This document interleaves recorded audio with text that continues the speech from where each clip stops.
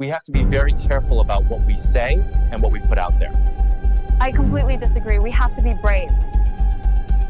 We have to be very careful about what we say and what we put out there. I completely disagree. We have to be brave. So many things have happened, it's hard to keep up. I agree. It's a lot to cover. 안녕하세요. 더 딥다이브입니다. 오늘 다룰 자료들 정말 흥미로운 게 많습니다. 네, 그렇습니다. 뭐랄까 이진숙 전 방통위원장 갑자기 자택에서 체포되는 속보 터졌잖아요. 네, 봤습니다. 거기다 윤석열 전 대통령 보석 기각 소식까지. 요즘 정말 굵직한 사건들이 많아요. 네, 오늘 저희가 좀 깊게 들여다볼 자료들이 딱 그런 것들인데요. 이게 그냥 단순 사건 보도가 아니고요.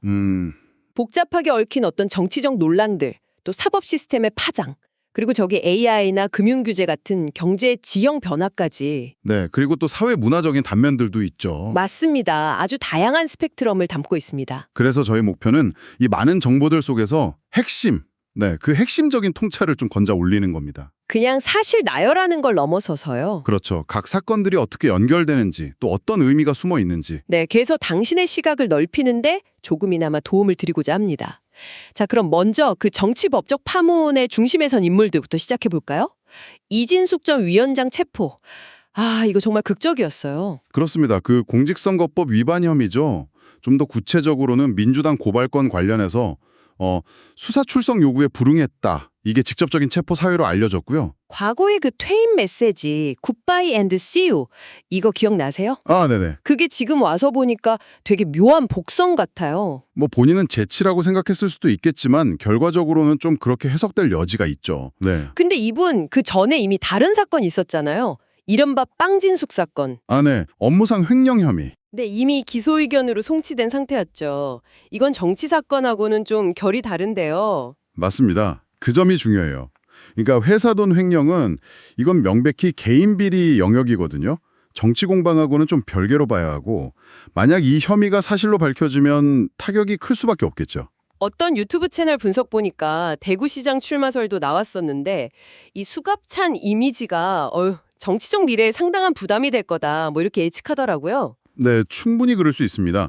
사장남 천동 채널이었던 것 같은데 그런 분석이 있었죠. 그리고 또 다른 인물 윤석열 전 대통령 소식 이것도 빼놓을 수가 없죠. 보석 신청이 결국 기각됐습니다. 네, 증거인멸이나 도주 우려, 뭐 과거 재판 불출석 전력 이런 것들이 이유였는데요.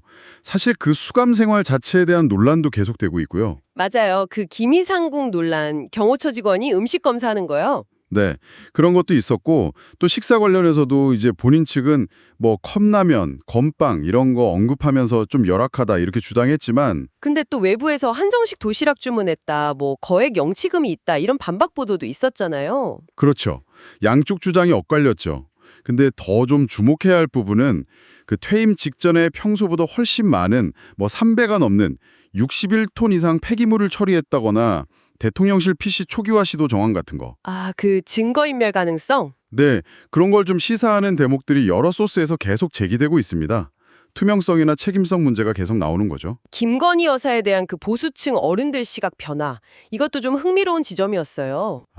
네, 어떤 내용이었죠? 그래서 그러는데 예전 박근혜 전 대통령 때하고는 좀 다르게 윤 전 대통령 부부 구속에 대해서 오히려 잘 됐다, 뭐 이렇게 생각하는 기류가 있다는 분석이 나왔더라고요.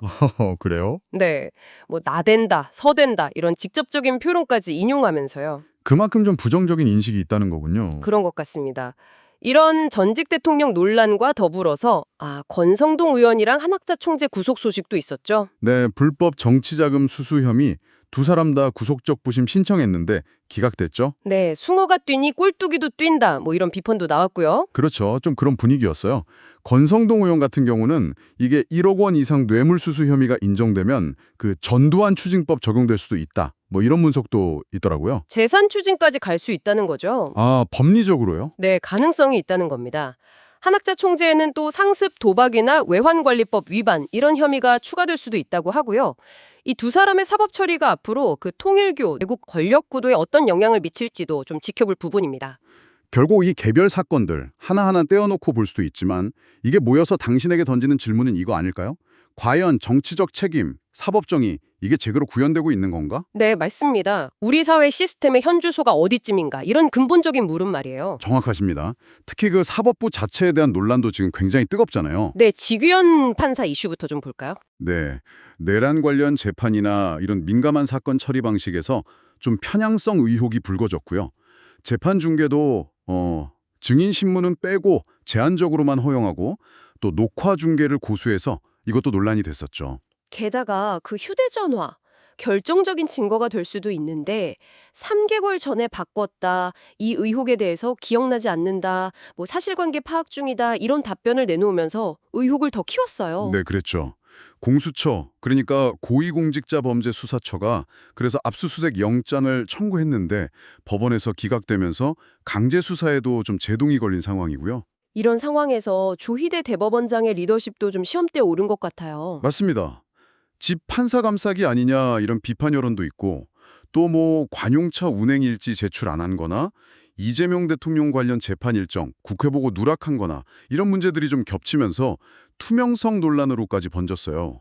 최근 여론조사에서도 좀 부정적인 기류가 감지된다고 하고요. 네.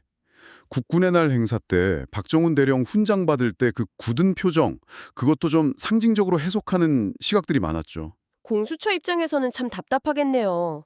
수사를 하려고 해도 영장이 기각되고 사법부 협조도 원활하지 않다는 비판도 나오고요. 그렇죠.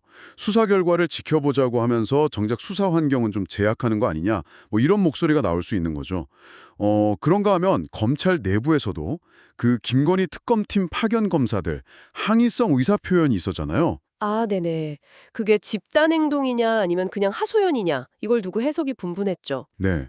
과거에 검찰이 주요 사안마다 집단행동으로 좀 의사를 표출했던 전례들이 있었기 때문에 뭐 노무현 정부 때라든지 추미애 장관 시절이라든지. 네, 있었죠. 그래서 이번에도 이대 공무원의 집단행동 금지 위반 소지가 있다.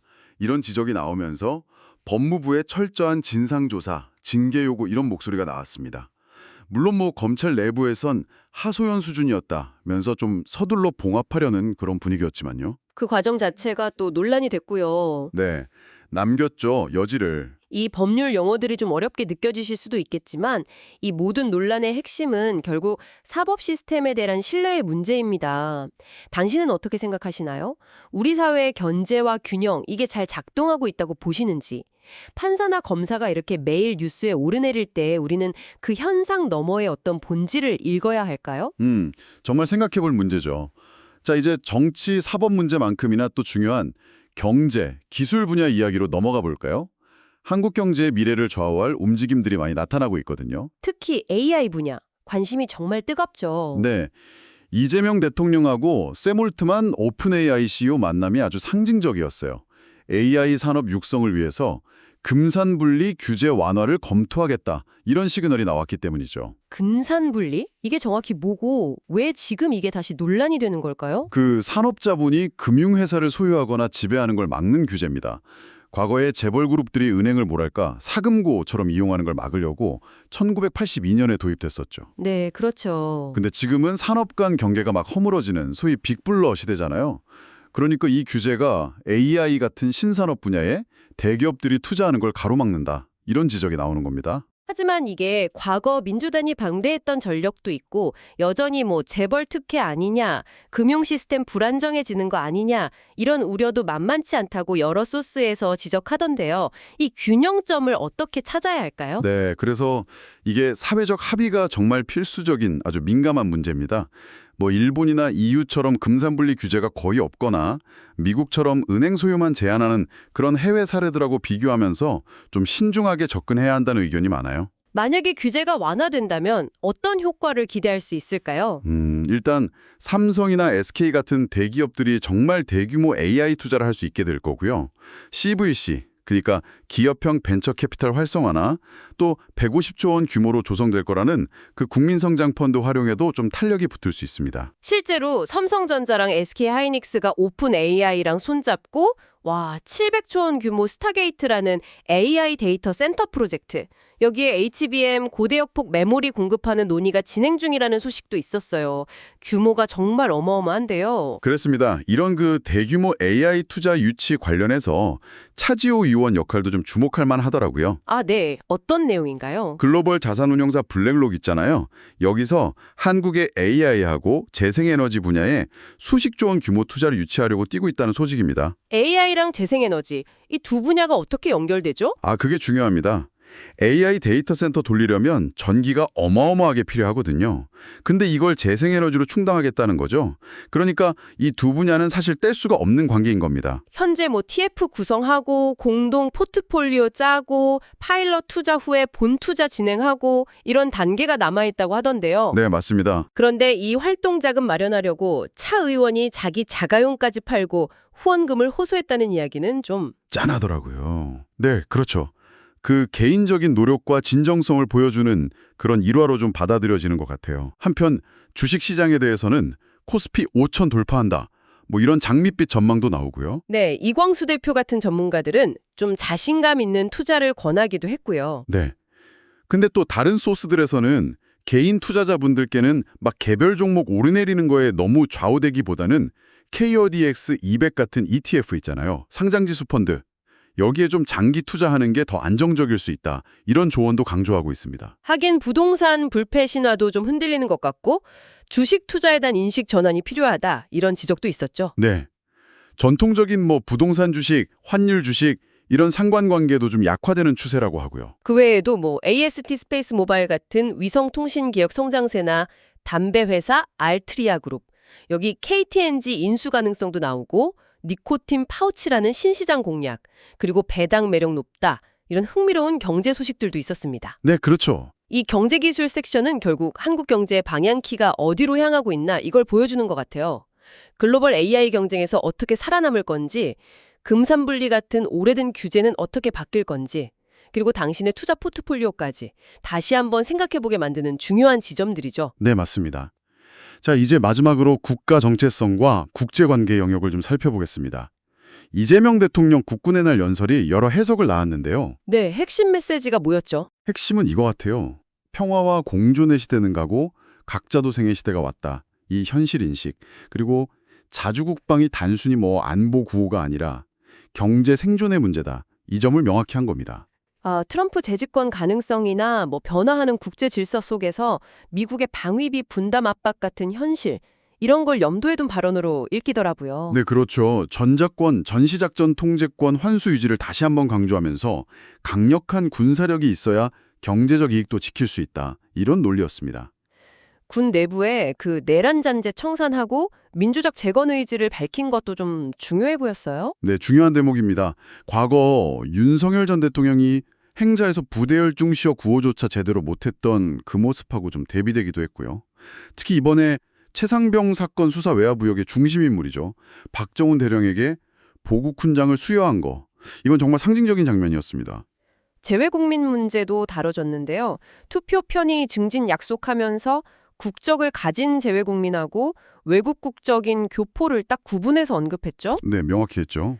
근데 좀 안타깝게도 일부 온라인 커뮤니티, DC 인사이드 미국 정치 갤러리 같은 데서는 재외국민을 막 중국인으로 왜곡하는 가짜 뉴스가 퍼지고 이게 현실의 불안감으로 이어진다는 지적도 있었어요. 그렇습니다. 그 SNS 통해서 퍼지는 혐오성 가짜 뉴스들, 특히 중국인 관련 범죄 불안감을 막 조장하는 그런 내용들이 실제로 청소년들이 호신용품 더 많이 사고 이런 현상으로 나타나고 있다는 분석은 좀 심각하게 받아들여야 할 문제 같습니다. 문화 쪽에서는 경주 엑스포 홍보 영상, 이거 반응 좋았죠? 아, 네. 저도 봤는데 좋더라고요. 박찬욱, 박지성, GD, 장원영 이런 톱스타들이 노게런티로 참여해서 화제가 됐는데 뭔가 과거 정부 주도 홍보물하고는 다른 세련됨, 진정성 이런 게 느껴진다는 반응이었죠. 반면에 그 제국의 위안부 저자 박유하 교수 출판문화협회 특별 공로상 수상자로 선정됐다가 논란 끝에 취소되는 일도 있었고요. 네, 그런 일도 있었죠. 이와 관련해서 한 소스에서는 그 제인구달 박사의 삶을 좀 조명하면서 학문의 자유라든지 연구 대상에 대한 애정, 그리고 희망의 가치, 이런 걸 좀 되새겨볼 필요가 있다. 이런 성찰적인 메시지를 던지기도 했습니다.